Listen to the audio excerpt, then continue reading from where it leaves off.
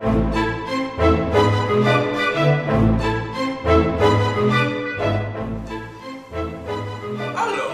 willkommen nach Prussia, the strength of Europe.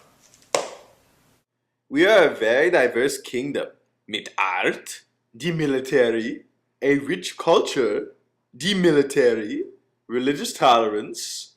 Oh, and did we mention the military? At the end of the 30 Years' War, there was a trend towards independent statehood in Germany. This was the humble beginning of the Kingdom of Prussia.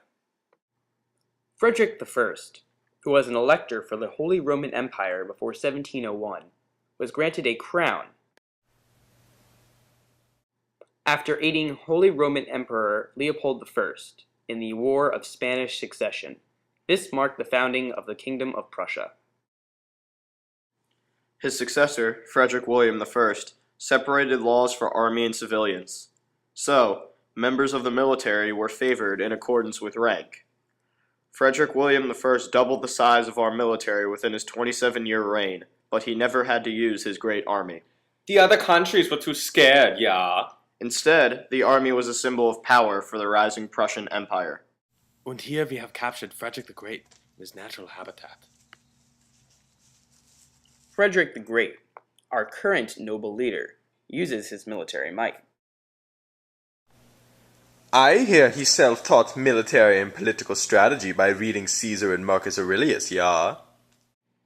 Through these sources, he trained himself to rule as an absolutist. So, he has the power to make your visit to Prussia enjoyable. Our national economy is built upon the taxation of nobles. Often forced, yeah.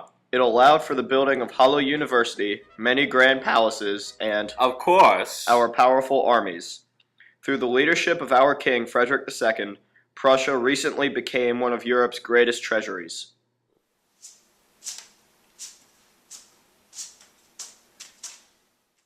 We have had a few hiccups here and there, as every great nation does.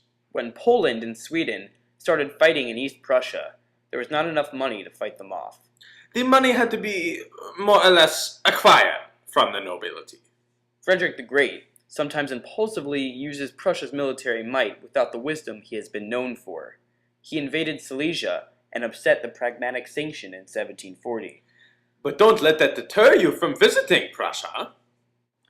The Hohenzollerns, the royal family of Prussia, allowed the Junkers, also known as the Prussian nobles, to demand obedience from their serfs in exchange for loyalty. So you won't have any serf uprisings on your hands. The officer corps, the highest-ranking positions in the military, compose the highest social class in our society.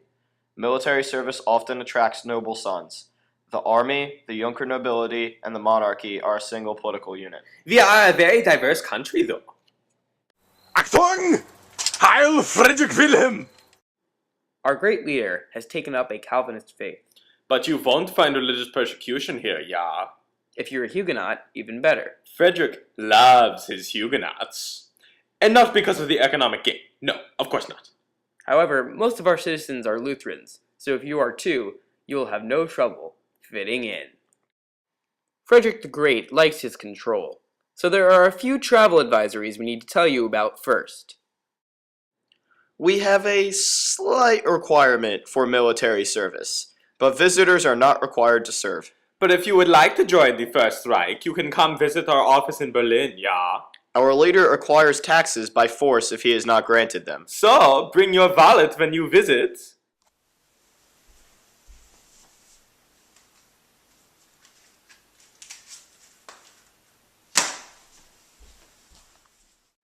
Oh, and one last thing. Austrians will be killed on sight!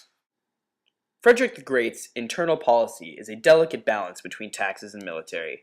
He nullified the Estates General's main source of power over the Prussian citizens by taking their power of taxation. As you can see, Prussia has a rich history, culture, and of course a very strong military. You will love all of the sights, the food, and the local atmosphere very much. Visit today. Or you can stay in your measly country and wait for us to invade you, yeah? Auf Wiedersehen!